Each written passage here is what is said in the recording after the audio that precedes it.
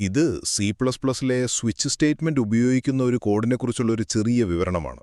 Okay, ഈ code വളരെ സിമ്പിളാണ്. നിങ്ങൾ 0നും 9നും ഇടയിലുള്ള ഒരു അക്കം കൊടുത്താൽ അതിന്റെ ഇംഗ്ലീഷ് വാക്ക് ഇത് സ്ക്രീനിൽ കാണിക്കും. അപ്പോൾ ഇതിലെ പ്രധാന കാര്യം എന്താണെന്ന് വെച്ചാൽ സ്വിച്ച് സ്റ്റേറ്റ്മെന്റ് എങ്ങനെ ഉപയോഗിക്കാമെന്ന് കാണിക്കുകയാണ്. ഒരു വേരിയബിളിന്റെ വില പലതാണോ എന്ന് നോക്കാൻ ഇത് വളരെ എളുപ്പമുള്ളൊരു വഴിയാണ്. ഒരുപാട് ഇഫ് എൽസ് ഇഫ് വെക്കുന്നതിനേക്കാളും ചിലപ്പോൾ ഇത് നല്ലതാണ്. ശരി, അപ്പോൾ ഇതിൽ ശ്രദ്ധിക്കേണ്ട പ്രധാന കാര്യങ്ങൾ എന്തൊക്കെയാണെന്ന് നോക്കാം. ഒന്നാമതായിട്ട്, സ്വിച്ച് എങ്ങനെയാ പ്രവർത്തിക്കുന്നത്. ഇത് ഡിജിറ്റ് എന്ന് പേരുള്ള വേരിയബിളിന്റെ വിലയെടുത്ത് താഴെയുള്ള ഓരോ കേസ് ലേബലുകളുമായിട്ട് ഒത്തുനോക്കും. രണ്ടാമത്തെ കാര്യം, ഓരോ കേസും ഒരു പ്രത്യേക അക്കത്തിനാണ്.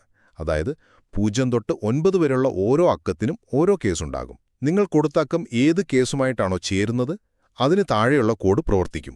ഇവിടെ ആ അക്കത്തിന്റെ ഇംഗ്ലീഷ് വാക്ക് പ്രിന്റ് ചെയ്യാണ് ചെയ്യുന്നത്. മൂന്നാമത്തെ പോയിന്റ് ശ്രദ്ധിക്കണം, ബ്രേക്ക് സ്റ്റേറ്റ്മെന്റ്. ഇത് വളരെ വളരെ പ്രധാനപ്പെട്ട ഒന്നാണ്. ഒരു കേസ് ശരിയായി കഴിഞ്ഞാൽ ഈ ബ്രേക്കാണ് നമ്മളെ സ്വിച്ച് ബ്ലോക്കിൽ നിന്ന് പുറത്തെത്തിക്കുന്നത്. ഇല്ലെങ്കിൽ എന്ത് സംഭവിക്കും? പ്രോഗ്രാം നേരെ അടുത്ത കേസിലേക്ക് പോകും. ഇതിനെ ഫോൾ ത്രൂ എന്ന് പറയും. മിക്കവാറും സമയത്ത് നമുക്കത് ആവശ്യമില്ലാത്ത ഒന്നാണ്. അവസാനമായിട്ട് ഡീഫോൾട്ട് കേസ്. ഇനി നിങ്ങൾ കൊടുത്ത അക്കം 0നും 9നും ഇടയിലുള്ള ഒന്നല്ലെങ്കിലോ അപ്പോൾ എന്ത് ചെയ്യണമെന്ന് പറയുന്ന ഭാഗമാണത്. ഇവിടെ ഇൻവാലിഡ് ഡിജിറ്റ് എന്ന് പ്രിന്റ് ചെയ്ത് കാണിക്കും. അതായത് കൊടുത്ത ഇൻപുട്ട് ശരിയല്ല എന്ന് പറയും. അപ്പോൾ ചുരുക്കത്തിൽ പറഞ്ഞാൽ, ഒരു ഇൻപുട്ട് വാല്യൂവിനെ പല സാധ്യതകളുമായിട്ട് താരതമ്യം ചെയ്ത് അതിനനുസരിച്ചുള്ള ഓരോ കാര്യങ്ങൾ ചെയ്യാൻ C++ലെ സ്വിച്ച് സ്റ്റേറ്റ്മെന്റ് എങ്ങനെ ഉപയോഗിക്കാമെന്ന് ഈ കോഡ് നമുക്ക് കാണിച്ചു തരുന്നു.